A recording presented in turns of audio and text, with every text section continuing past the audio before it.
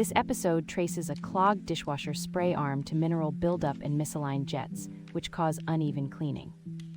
The fix starts by cutting power, removing the spray arm, and soaking it in a descaling solution before a brush scrub.